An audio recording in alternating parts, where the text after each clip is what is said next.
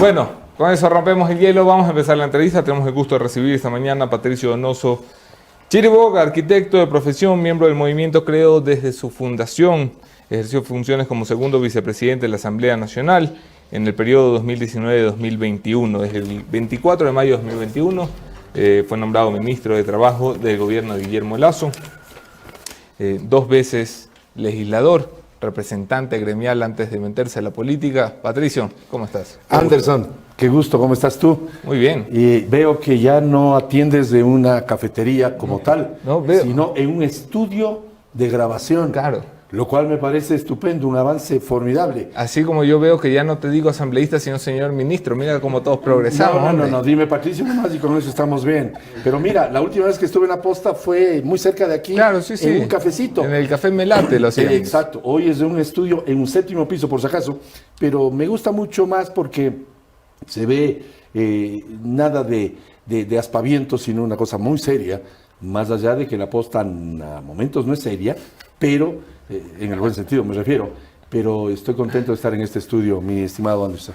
¿Cómo y además estás? El café parece muy bueno, me lo acaban de dar. Parece. Depende de quién lo haga, porque cuando lo hacen Ando, ahí perdóname, pero me acabo de echar mi segundo bocado y está muy bueno el café. Bueno, pues, me alegra. Felicitaciones a la producción. Muchas gracias. ¿Qué tal esto de ser ministro, Patricio? Me parece interesante porque estoy del otro lado de donde estuve los últimos 8 años. ¿Tú estabas tumbando ministros antes? No, nunca. Ahora, ¿qué vas a hacer cuando te tumben? Los 8 años de legislador, y tú eres testigo, fueron intensos. De los 8 años, 4 de ellos estuve en el CAL, Sí. Que siempre recibe críticas del CAL, ¿no? Siempre es un tanto complejo el ser parte del Consejo de Administración Legislativa. Y los últimos 2 años como vicepresidente de la Asamblea. Es un trabajo arduo para quien es responsable. Sí, porque además eras de los asambleístas no faltones. Nunca falté a una sola sesión, ni del plenario, ni de las varias comisiones legislativas a las cuales pertenecí. Te recuerdo, y en Guayaquil nos vimos por este tema, por el tema de las enmiendas. Sí. Fui representante de la oposición a la famosa Comisión de Enmiendas a la Constitución que pretendía el señor Correa para quedarse en el poder forever, al estilo Chávez. Antes de que muera y luego Maduro, lo sabemos muy bien. De tal manera que nunca falté, regreso al tema inicial, en la legislatura tuve un arduo trabajo, presenté varios proyectos de ley, logré aprobar 2, siendo legislador de oposición, recordarás tú. Logré aprobar la ley a favor de los bomberos. La de los bomberos, 221 cantones de la República atendidos mucho más eficientemente con la ley que yo logré aprobar. Y debo decir algo. Y ese fue en 2013-2017, ¿no? Sí, 2013-2017. Tenía la aplanadora de 100 votos correístas. Así es, pero al inicio archivaron mi proyecto de ley. Lo archivaron, sin más ni más.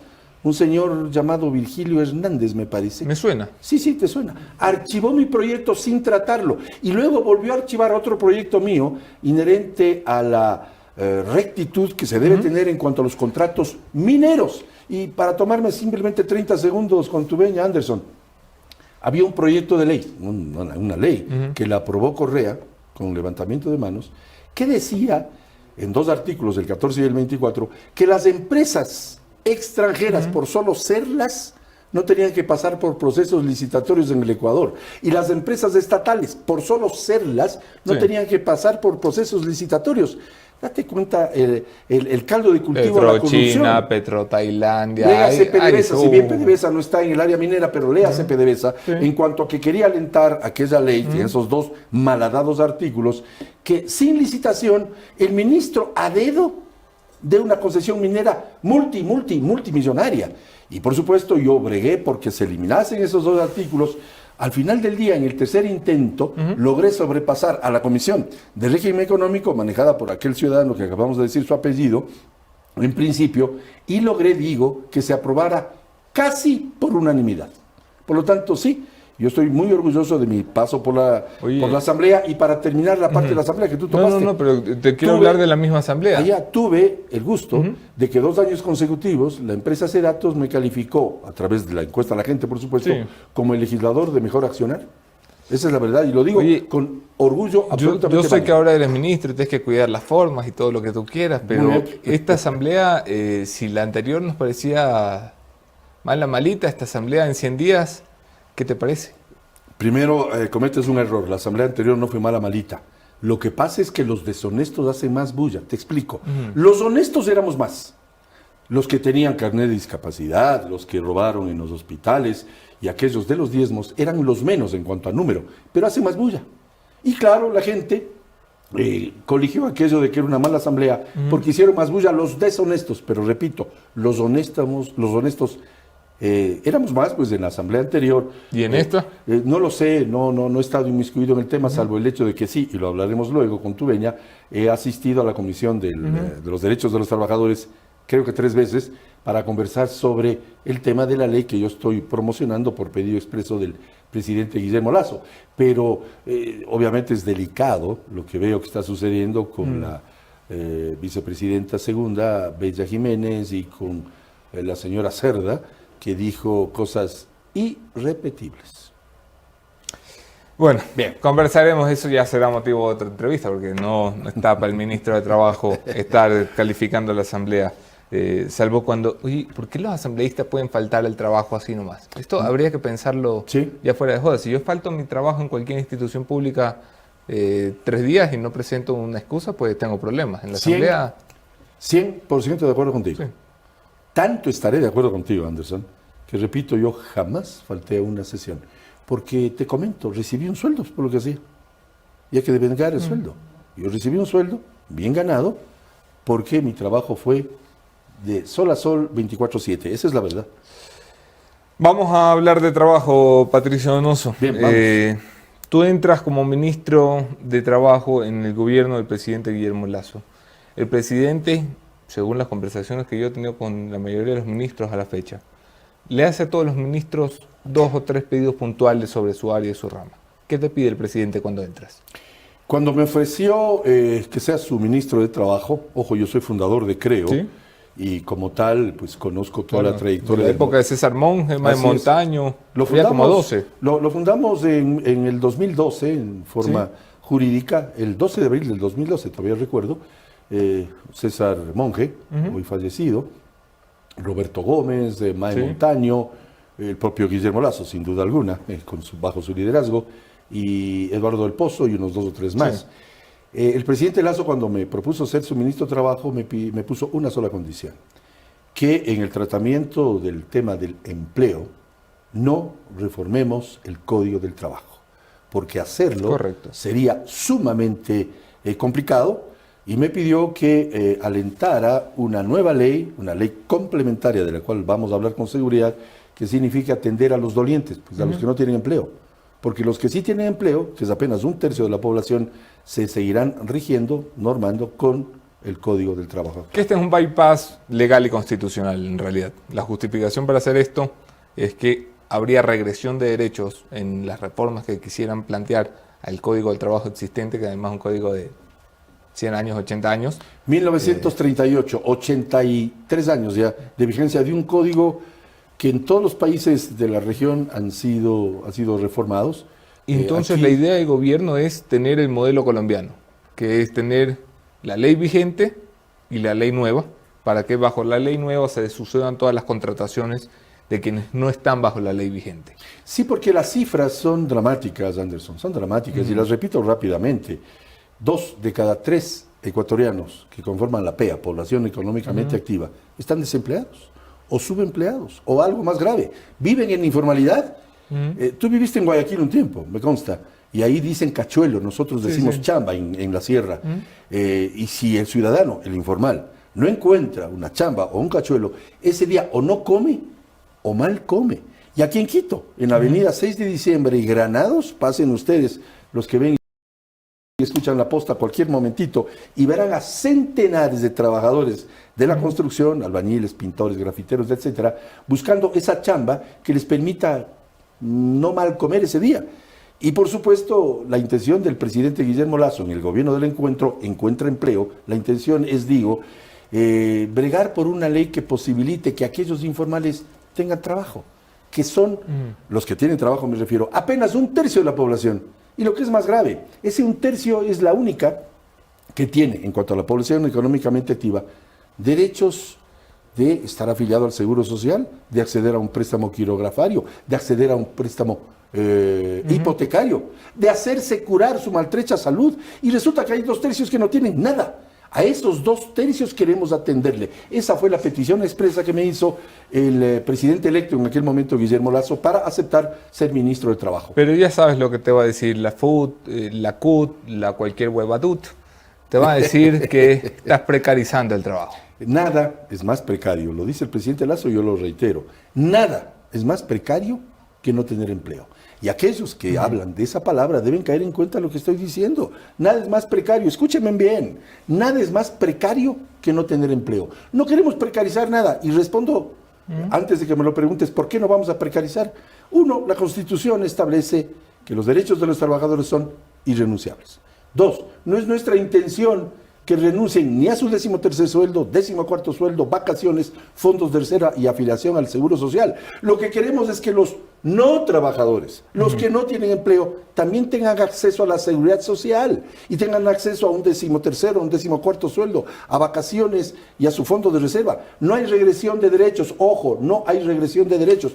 Lo que hay es la intencionalidad cierta de que los emprendedores contraten a más de 4 años. Ya, suena bonito. Claro que suena bonito. Pero vamos a tratar de entender cuál es la diferencia. Encantado. Si los del Código de Trabajo y los de esta nueva ley laboral van a tener ambos, vacaciones, 13º, 14º, seguridad social y todos los beneficios hoy contemplados, ¿cuál va a ser la diferencia? Por supuesto que tiene que haber diferencia, porque si no la hubiese, no hiciéramos la ley. Pues, verdad de perogrullo, Anderson. Por lo tanto, tu lectura es la correcta. Claro que va a haber diferencias. ¿Cuáles son esas diferencias? La primordial, la fundamental, generar seguridad jurídica a los medianos y pequeños empresarios, las MIPYMES, para que contraten más gente. Es que de eso se trata. Ahora bien, ¿qué es eso? Es generar más seguridad jurídica. Seguridad jurídica, que significa que pierdan el miedo. Ya voy a decir cuáles son los sistemas, pero que pierdan el miedo. ¿A qué, Anderson? Que pierdan el miedo a incorporar más ecuatorianos en su nómina de trabajadores. Que pierdan el miedo a crecer. Que pierdan el miedo a invertir capital fresco. Que pierdan el miedo a invertir o a reinvertir, si es que Dios mediante han tenido utilidades. Que pierdan el miedo a abrir nuevas sucursales en su ciudad o en otras ciudades a lo largo y ancho de la geografía ecuatoriana. Que pierdan el miedo a tener o ampliar su negocio. Pero no pierdan o no perderán el miedo si no les damos garantías de que los pequeños y medianos empresarios, las MIPYMES, que son los grandes generadores de empleo, porque los grandes como quiera se defienden, pero las pequeñas pierdan el miedo. Y te voy a dar una pista de cómo pierden el miedo o perderán el miedo con nuestra ley. Nuestra ley, por ejemplo, va a determinar que cuando un emprendedor, necesita reemplazar eventualmente a la secretaria que fue a dar a luz o a cualquier trabajador que tuvo algún problema, no le va a ser cargado ese contrato con el 35% de recargo. Pregunto a la opinión pública que me ve y me escucha a través de la posta, ¿a cuenta de qué se le carga el 35% al emprendedor cuando contrata a alguien para reemplazar a la secretaria que fue a atender su parto? ¿A cuenta de qué? ¿Por qué? Eso amerita, o por ahora, reflexionar sobre el temor que tiene el emprendedor a contratar más gente. Mira, es que de eso se trata. Esta empresa es una pequeña, mediana empresa. Sí. Aquí trabajan 30 personas. Bien. El gran miedo que tienen los pequeños y medianos empresarios Sí. es que, y es uno de los aforismos que tiene la industria, es muy barato contratar, es muy caro despedir. Hay empresas que han quebrado porque en un mal momento, cuando se han caído las ventas, la facturación, han tenido que despedir colaboradores, no hay cómo hacerlo, no hay liquidez, tragada la empresa. Así que yo quiero preguntar, y suena indelicado, Patricio, pero a la final es lo que es. Ustedes van a abaratar el despido. Nosotros vamos a facilitar la relación, y voy a contestarte la pregunta, no creas que no. Nosotros queremos generar un ambiente amigable entre trabajadores y empleadores. Y en el evento de que suceda lo que tú acabas de decir, que es cierto, pregunta tú a cualquier empresario, emprendedor, que el miedo que tiene cuando en el tercer año eventualmente su negocio va mal. Sí. Y las estadísticas dicen que 2 de cada 3 emprendimientos tienen serios problemas en el segundo o quizás en el tercer año. El miedo es que en el tercer año, aparte de quebrar, tengan que indemnizar a los trabajadores. Correcto. Eso vamos a eliminar. Y te lo digo frontalmente, vamos a eliminar el anacronismo absurdo que significa castigarle al emprendedor que le fue mal y tiene aparte que indemnizar a sus trabajadores. El despido, tú estás refiriéndote a ello. Guillermo Lasso suele hacer una analogía que me encanta. Guillermo Lasso dice que la vida es como aquel trapecista que va por la cuerda caminando y que eventualmente se cae. Pero cuando se cae, hay una malla abajo que le impide matarse. Y dos, esa malla le vuelve a empujar hacia arriba, y haciendo la analogía de la vida, le vuelve a dar al emprendedor que tuvo algún fracaso, no conozco un solo emprendedor que no haya tenido un fracaso, vuelva a reestructurar su vida y a iniciar otro emprendimiento o reponer las cosas. Pero ¿cómo queremos que ese ciudadano vuelva a saltar desde la cuerda, desde la malla de abajo, desde la red que detuvo que se mate? ¿Cómo? Si tiene que endeudarse en un banco para pagar indemnizaciones. Absurdo, y se los digo de frente. Eso en la ley constará de que no es posible que tenga que ser indemnizado en una empresa que quebró. En otras palabras, le vamos a dar esa seguridad jurídica, a esa me refería, que los pequeños emprendedores tengan la seguridad jurídica de que si les va mal en su emprendimiento, no les caiga aquello de tras cuernos palos. ¿Cómo vas a evitar en una ley beneficiosa para los patronos? No, beneficiosa para los trabajadores también. Beneficiosa para los patronos y los trabajadores, porque nos sintamos cómodos dicho. Entonces. Sí, señor. Porque es verdad, los patronos tienen el beneficio de tener un mejor... Permíteme una interrupción. Sí. ¿Por qué digo beneficioso para los trabajadores también? Porque van a encontrar trabajo. La estabilidad de un trabajador depende si a la empresa le va bien, pues. Sí. Porque, verdad de perogrullo, pero hay que decirlo y repetirlo para algunos que no entienden. Si a la empresa le va mal, al trabajador le va peor, porque pierde su empleo. La Cámara de Comercio de Guayaquil dijo una frase hace pocas semanas que decía, el buen trabajador se pone la camiseta de la empresa y el buen empresario se pone los zapatos del trabajador. La estabilidad, y mira que yo he sido emprendedor toda mi vida y dirigente empresarial, como tú lo sabes. El buen empresario mantiene a su buen trabajador. La estabilidad está en que le vaya bien a la empresa. Que le vaya bien a la empresa. Por tanto, esta ley es ganar. Es un proyecto de ley todavía, no es ley de la República, pero es un ganar para emprendedores y trabajadores. Entiendo eso. Te quería preguntar, gracias. en una ley que seguramente los empresarios mirarán con muy buenos ojos. No vendrán los reparos allí, vendrán de la clase trabajadora y de los representantes, sobre todo de la clase trabajadora, que no es la mejor representación del mundo. ¿Cómo vas a evitar que haya un traslado, que haya una traslación de empresarios, porque de toda la viña del Señor, y no todos los empresarios de este país son correctos, honestos y les encanta generar empleo de buena calidad y en buenas condiciones? Eso no es el estándar ecuatoriano. ¿Cómo vas a evitar que los empresarios que tienen ya a su plantilla con el viejo código del trabajo digan, uy, me conviene más tener con el nuevo, quiero hacer traslación, quiero empezar a agarrar de los espacios que tengo, trabajadores de la nueva ley y no de la anterior? Todavía no está definido aquello, pero te voy a contestar la pregunta, te voy a dar mi opinión. Mi opinión es que si alguien quiere deshacerse de trabajadores, tiene que pagar la indemnización por despido intempestivo, pues. Es decir, ¿dónde está la regresión de derechos? Si es que aquella empresa resuelve sacar o deshacerse de un par de trabajadores, por simplemente poner un ejemplo, tiene que indemnizarlos de acuerdo a la ley, pues está obedeciendo lo que dice el Código del Trabajo. Y si luego de un determinado tiempo, que aún no lo hemos definido, quiere contratar bajo la otra modalidad, estaría en su derecho, por supuesto, pero ya le costó la indemnización precautelando al trabajador. Mira, este ministro del Trabajo, si bien ha sido dirigente empresarial, pero he sido trabajador o soy trabajador desde los 16 años. Por lo tanto, conozco las dos aristas de la problemática. Por eso digo que como ministro del Trabajo estoy alentando una relación amigable, escúcheseme bien, amigable, entre emprendedor y trabajador. Ojo de que del vocablo emprendedor viene la palabra empresario, por si acaso, porque algunos confunden esto. Entonces, el empresario, sobre todo el MIPYME, medianas y pequeños empresarios o empresas, deben tener una relación amigable con el trabajador, porque es el trabajador el que le hace ganar utilidades legítimas, por supuesto, al empresario, pero es el empresario el que contrata a la gente. Y de lo que se trata, si queremos disminuir las fatídicas y gravísimas, dramáticas cifras que hablamos al principio de la entrevista, tenemos que generar algo nuevo. No esperen que el gobierno de Guillermo Lasso haga lo mismo que pretéritos gobiernos, porque el resultado sería el mismo, pues queremos hacer algo nuevo. Y ese algo nuevo es una ley que facilite la contratación de más ecuatorianos en las nóminas de las empresas. Cuando fuiste asambleísta, ¿apoyaste la ley humanitaria, Patricio? Sí, la apoyé. ¿Qué le dices a la gente que piensa El ¿Que están ministro de equivocados? Trabajo ahora dice que va a defender a los trabajadores y aprobó una ley con la que muchos trabajadores que tenían 22 años en la empresa fueron despedidos con $100 de liquidación. No se distancia ni la aprobación de la ley humanitaria con el hecho de que defienda a los trabajadores. Y te voy a explicar por qué.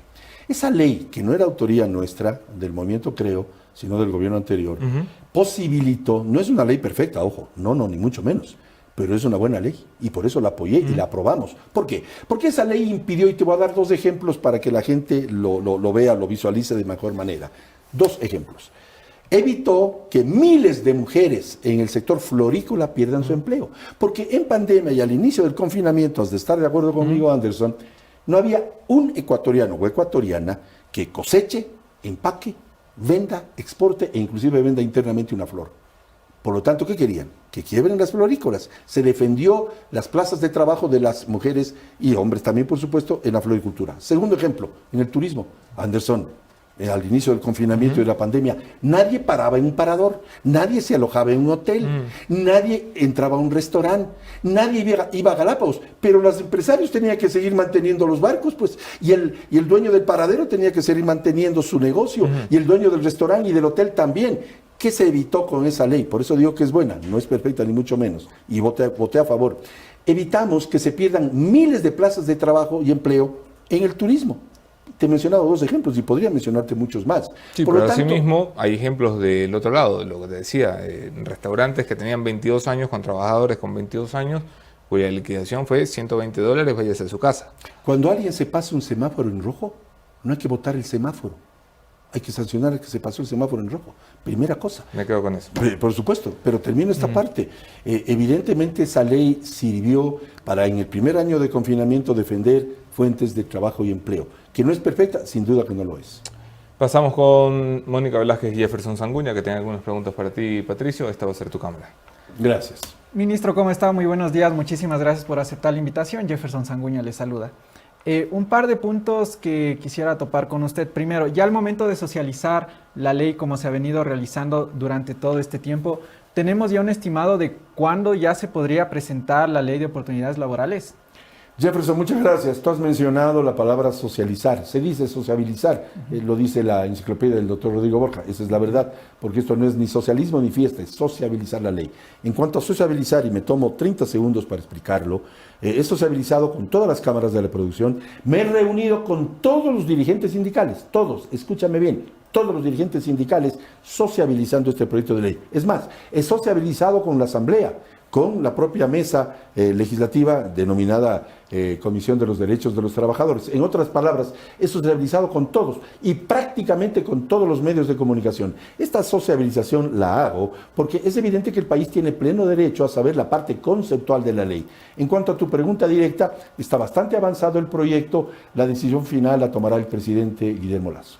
En ese sentido, parte de los diálogos que se tenían con los sectores de los trabajadores se decía, por ejemplo, se les planteaba crear una superintendencia del trabajo independiente del ministerio para que pueda haber este control desde los trabajadores. ¿Esto está en firme? ¿Se ha tomado en cuenta esto? ¿Podría incluirse la superintendencia de trabajo dentro de esta ley? ¿Un nuevo organismo? No estoy de acuerdo, Jefferson, no estoy de acuerdo. Un nuevo organismo. El Ministerio de Trabajo tiene arduas labores que cumplir y por supuesto tiene que hacerlo en forma eficiente y estamos en ese trabajo de que el Ministerio de Trabajo haga un buen trabajo, así de simple. Pero una nueva instancia, no señor, no estoy de acuerdo.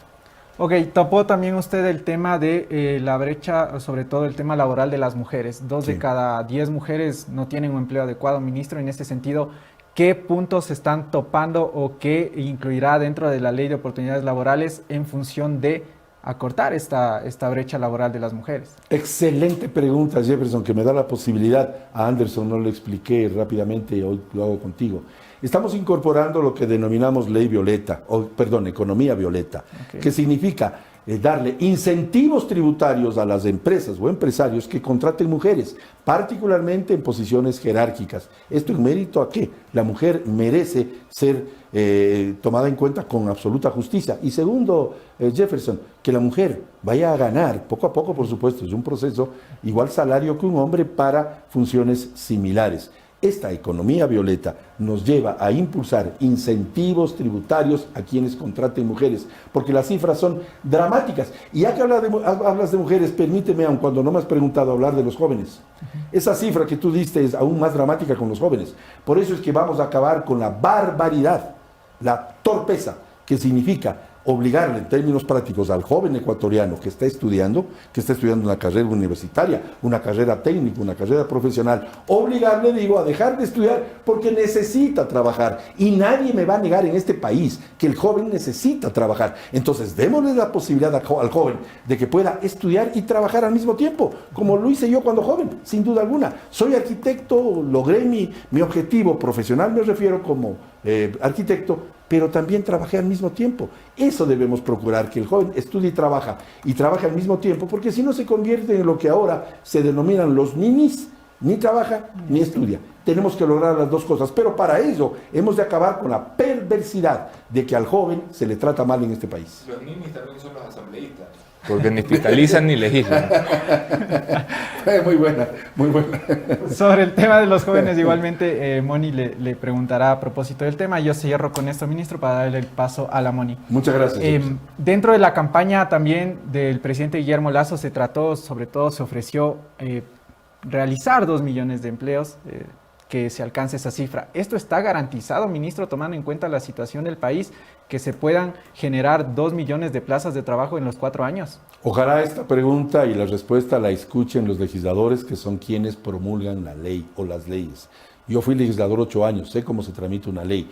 Por lo tanto, hay una corresponsabilidad de la Asamblea en aprobar un proyecto de ley que les llegará a su seno, que es una ley ganar-ganar, que implica hacer algo diferente para que los ecuatorianos desempleados, subempleados o en la informalidad logren tener empleo, y solo así podríamos llegar a lo que tú acabas de mencionar. Y segundo, la responsabilidad de los dirigentes sindicales, porque los dolientes son los no trabajadores. Por tanto, debemos procurar que se lidere este tema desde el punto de vista del trabajador, de aquellos que no tienen trabajo y empleo. ¿Cómo está, Patricio? Le saluda Mónica Velázquez. Yo quisiera que me explique un poco más a profundidad de qué se trata esta ley que permite contratar a los jóvenes menores de 29 años. A los jóvenes en general, básicamente a los muchachos que están buscando tener una profesión, una carrera técnica, una carrera profesional o universitaria, pero que puedan también lograr tener una fuente de trabajo y empleo. Te voy a dar, Mónica, una cifra. Coge tú cualquier periódico, pero cualquiera, antes de la pandemia o incluso en pandemia, y leerás anuncios de trabajo donde dice textualmente, máximo 30 años de edad, mínimo 10 años de experiencia. Exacto. Por Dios, ¿cómo logramos que el joven tenga esos 10 años que el mercado requiere si no le permitimos trabajar y estudiar al mismo tiempo? ¿O qué queremos? ¿Que dejen de estudiar? No, señor, el joven tiene que prepararse. Por tanto, la ley, el proyecto de ley, lo que intenta es que puedan estudiar y trabajar al mismo tiempo. Esto significa trabajo a tiempo parcial, pues. No hay que ser brujos para adivinarlo. Y ese trabajo a tiempo parcial tiene que estar establecido en la ley para que los jóvenes sean respetados en este país. También, Patricio, un poco cambiando de tema, el presidente Guillermo Lasso criticó lo que llamaban un Estado obeso. ¿Tienen ya un plan para los 400.000 burócratas que conforman al Estado? Ese es un tema que debe sostenerlo y hablarlo y explicarnos el presidente de la República. Es que no es un tema que yo estoy manejando como ministro del Trabajo, y a mí mi papá me enseñó que nunca mienta, aun cuando antes un Boscan me presione. No, señor, yo no voy a mentir. Sobre ese tema no hemos tomado nota, no está en mi radar. Me imagino que en el del presidente sí, pero no está en mi radar. ¿Pero quién la está manejando? ¿Iván Correa desde la Secretaría no lo sé, de la yo no estoy Administración? manejando ese tema. Pero se está haciendo en el gobierno, dime, para quedarme tranquilo, por lo menos, que han pasado 10 años diciendo, tú también eras de lo que llamaba Estado obeso. Y ahora que llega al Estado, pues están muy cómodos con la cantidad de burócratas que hay. Acaba de decir textualmente que esa fue una expresión del presidente de la República. Sí, claro que el presidente de la República sabrá cómo maneja ese tema. No está en mi radar, entonces yo no puedo dar una respuesta acertada. Patricio, tengo que terminar por respeto a tu tiempo y tu agenda. Te agradezco por haber venido. Tengo más tiempo. Me va a matar tu equipo si le hago caso. Yo ya he pasado por esta, que le hago caso al ministro. Es que yo sí sé manejar las entrevistas con Anderson. El ministro no manda, hermano. Esto es como yo en mi casa. Así es, tienes razón. Por eso te pido, pongámosle unas 3 o 4 preguntitas más. Patricio, ya hay conceptos generales, ya saben qué quieren en esta ley laboral.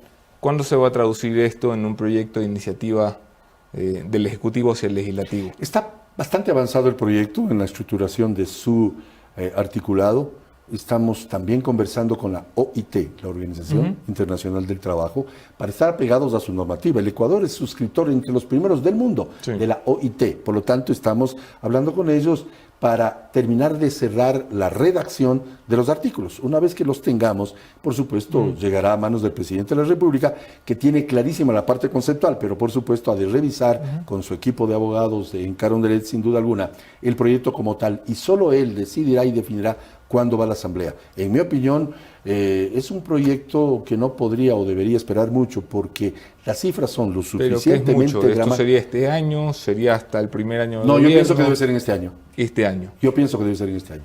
Pero ¿Han conversado con los bloques de la Asamblea Nacional? ¿Los bloques están participando del proceso previo a que llegue la ley? La ministra de Gobierno está en esa tarea. Yo personalmente he conversado con algunos legisladores, he conversado con todos los legisladores que componen la mesa de los derechos de los trabajadores, la comisión, de los derechos de los trabajadores, e incluso con otros presidentes de otras comisiones. Lo he hecho porque tengo mucha experiencia en la Asamblea, sé cómo se lo hace, he visitado la Asamblea, he departido con ellos.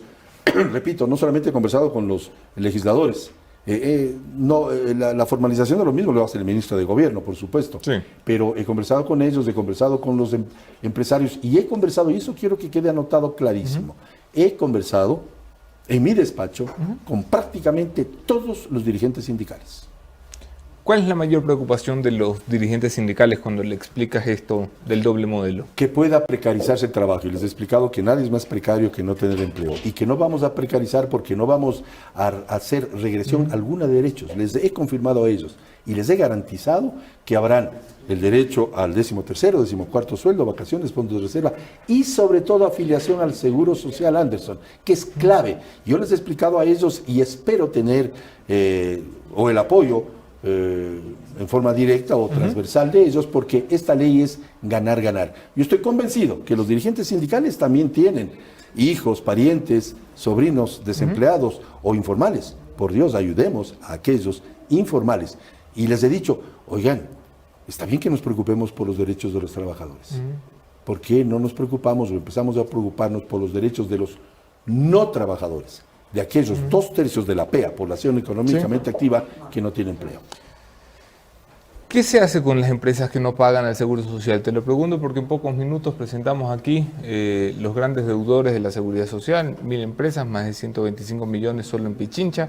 Hay empresas que deben por decenas de millones de dólares. ¿Quién controla esto? Ha sido un problema secular en el Ecuador el hecho de que exista mora patronal, eso lo sabemos, en todos los países del mundo, y particularmente en nuestra región. Entiendo que esto se ha acrecentado en virtud de la pandemia, sin duda alguna, pero no es excusa, no debería ser excusa. Yo creo que el IES debe tener, y me imagino que tu próximo invitado lo va a decir, tendrá planes y contingencias con respecto al incumplimiento patronal. Es inevitable el que ellos terminen pagando los valores, sobre todo si han sido restados de la nómina de sus trabajadores. Esa plata tiene que ir al IES. Ya que hablas del IES, y termino con esto, si queremos fortalecer al IES, si queremos empezar a salvarlo, si a los informales los formalizamos, pasarán a ser nuevos aportantes de la Seguridad Social. Necesitamos más aportantes a la Seguridad Social, porque solo con esos aportes se cubren salud, préstamos hipotecarios, quirografarios. Es un mito suponer que al IES se le puede salvar si no incorporamos nuevos trabajadores en las nóminas y nuevos aportantes a la Seguridad Social. ¿Piensan abrir el IES al sector privado? No está en el radar. Ok. Patricio Donoso, hay mucho que conversar, pero seguiremos conversando. Además, esto tendrá que pasar por todo el largo y tormentoso proceso legislativo, donde entran buenas propuestas y salen Frankensteins. Gracias por venir, Patricio. Muchísimas gracias, Anderson, por la entrevista y siempre a tus órdenes. Un abrazo fuerte. Muchas Los dejo gracias. yo con Jefferson Sanguña y Mónica Velázquez. Vamos al reporte de la posta.